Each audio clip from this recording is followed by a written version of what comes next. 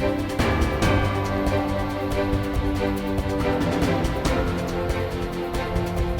jour dédié pour la Refoua Shema de Rachel Chaya Bat Odet Odaya Bezrat Hashem. Il y a une halakha qui dit que si quelqu'un mange un steak par exemple, et à côté de cela il boit un lait d'amande. Un lait d'amande, je ne sais pas si vous connaissez, c'est comme du lait, c'est tout blanc comme ça. Les gens vont dire horreur, Rav Shaya il mange un steak, j'ai vu Rav Shaya manger un steak avec du lait. Il buvait du lait comme ça, un peu du lait, un peu de steak. D'accord, il m'a fait même la bracha dessus. D'accord. Alors, qu'est-ce qu'on doit faire pour pas que les gens croient que Rav Shaya fait une chose pareille? Il faut mettre à côté du lait d'amande, on met quelques amandes. Comme ça, ils vont se dire, c'est quoi ces amandes? Et peut-être les gens ils vont penser que, c'est du lait, vu qu'il y a des amandes, c'est du lait d'amande. Ou qu'ils leur disent, d'accord? Mettre une bouteille de lait d'amande, c'est marqué lait d'amande en gros, c'est beaucoup mieux que les amandes. Encore, les amandes, ils ne vont pas comprendre le rapport entre les amandes et le lait d'amande que dans le lait, mais c'est la bouteille, ils vont comprendre. Idem, quelqu'un qui doit boire du sang. Pas le droit de boire du sang, et même certains sangs, c'est carette de boire du sang, d'accord? Alors, il faut demander au médecin si on peut, à la place du sang d'animal, on peut boire du sang de poisson. C'est permis. Le sang de poisson, il n'y a aucun problème, aucun interdit à cela. Alors, il a un gros verre comme ça, plein de sang de poisson. Attends, les gens disent horreur, tu bois du sang, c'est carette, d'accord? Il y a certains sangs qui sont carettes.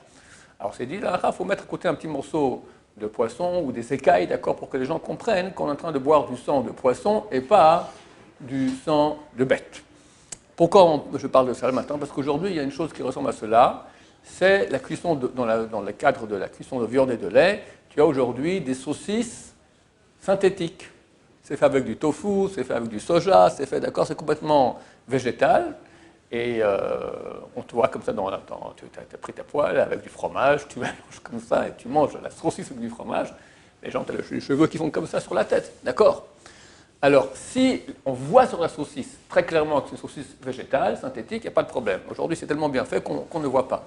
Alors, les poskim de temps, les décisionnaires ont dit, il faut mettre à côté du plat quand tu manges, tu mets le paquet de saucisses. Comme tu m'as dit maintenant, la bouteille de lait d'amande, idem, tu mets le paquet de saucisses, dessus marqué saucisse synthétique, d'accord, saucisse végétale. Comme ça, les gens voient et comprennent que c'est pas des vraies saucisses.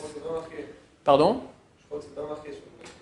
Comment on sait si c'est des saucisses végétales ou pas? C'est marqué. C'est écrit derrière pavé en petit, je pense, mais à part ça. Non, c'est marqué. C'est marqué vegan en gros. Pour ceux qui mangent pas de viande. D'accord. Bon, ok, alors on va essayer de prendre des marques, des choses que les gens. Aussi, je crois que les gens connaissent ces paquets un peu. Quand c'est des vrais de la vieille viande, c'est pas le même paquet exactement. Donc les ménagères, elles comprennent et elles font la différence. Donc si les choses sont claires, on voit que c'est végétal, il n'y a pas de problème. Mais si on ne voit pas, donc pour éviter les confusions, il faudra mettre à côté de soi le paquet de saucisses végétales. Baruch Adonai, l'olam, amen va amen.